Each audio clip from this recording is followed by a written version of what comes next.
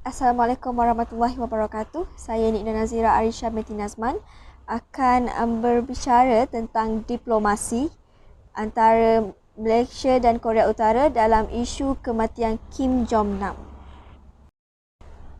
Korea Utara membuat kesilapan nyata apabila menuntut atau membuat tuntutan yang tidak munasabah kepada kerajaan Malaysia dalam isu pembunuhan Kim Jong-nam apabila meminta supaya pihak berkuasa Malaysia tidak meneruskan siasatan kes menyerahkan mayat mangsa atas alasan mangsa hanya mati mengejut.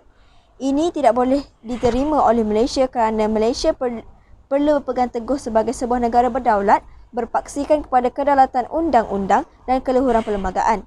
Korea Utara perlu faham bahawa apa yang terjadi di Malaysia adalah kes bunuh dan bukan kes mati mengejut yang biasa seperti kemalangan dan sebagainya. Ini memerlukan siasatan terperinci selaras dengan asas negara ini yang menegakkan kebenaran melalui proses undang-undang.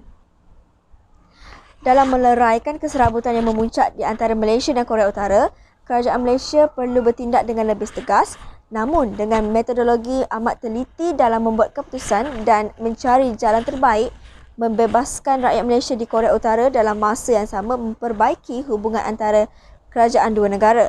Pada masa yang sama, kita perlu tekankan bahawa kedaulatan negara Malaysia bukan sesuatu yang boleh diperkotak-katikkan. Bagi bekas Perdana Menteri Datuk Seri Najib Razak, beliau yakin bahawa beliau akan bertindak dengan bijaksana menyelesaikan kemula ini selepas diplomasi kerajaan Malaysia terbukti berkesan dalam beberapa peristiwa lampau seperti tuntutan jenazah MH17 dan rundingan tebusan dengan kumpulan Abu Sayyaf. Oleh itu, rakyat Malaysia perlu berlapang dada dan memberi kepercayaan kepada barisan kepimpinan kerajaan dalam membawa pulang rakyat kita di Korea Utara. Kita menolak pendekatan yang ganas dan bersifat membuli seperti pendekatan ketenteraan yang boleh mengakibatkan kesan teruk dan merugikan banyak pihak. Rundingan diplomasi sama ada secara langsung atau tidak adalah amat perlu dalam menangani isu sensitif seperti pembunuhan ini apabila ia membabitkan negara yang bersandarkan provokasi dan propaganda seperti Korea Utara. Sebagai rakyat yang sayangkan negara, jangan kita semua mengambil langkah yang memburuk-burukkan imej negara sendiri seperti menyebarkan bahawa Malaysia dimusnahkan dengan serangan nuklear dan kita bakal menghadapi peperangan dan sebagainya. Persepsi sebegini hanya akan memburukkan lagi keadaan semasa yang sememangnya tertekan dan keadaan ini memerlukan langkah balas yang bijaksana dalam menolak kejadian yang buruk sekaligus memberi manfaat bagi kedua-dua negara yang terbabit. Kejadian bunuh Jong-nam menjadi petunjuk kematangan kerajaan menguruskan hal ehwal antarabangsa secara bijaksana.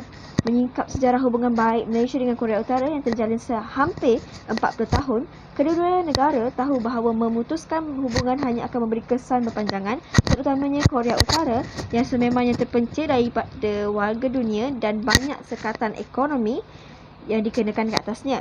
Malaysia perlu desak Korea Utara untuk membebaskan rakyatnya sekaligus menjadi tukaran bagi rakyat mereka yang berada di sini.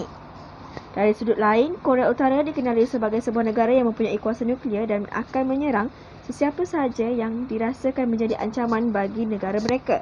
Dalam hubungan antarabangsa, amatlah penting untuk dunia ini distabilkan penguasaannya dalam konsep keseimbangan kuasa antara kuasa dunia. Hal ini terjadi dalam kalangan watak yang memiliki pengaruh antarabangsa iaitu mereka yang memiliki kuasa ekonomi politik dan semestinya nuklear. Oleh yang demikian, bersamalah kita bersatu hati sebagai rakyat Malaysia dengan meletakkan kepercayaan tertinggi kepada pimpinan negara membawa pulang semua sahabat dan keluarga yang terperangkap di Korea Utara. Sekian, terima kasih.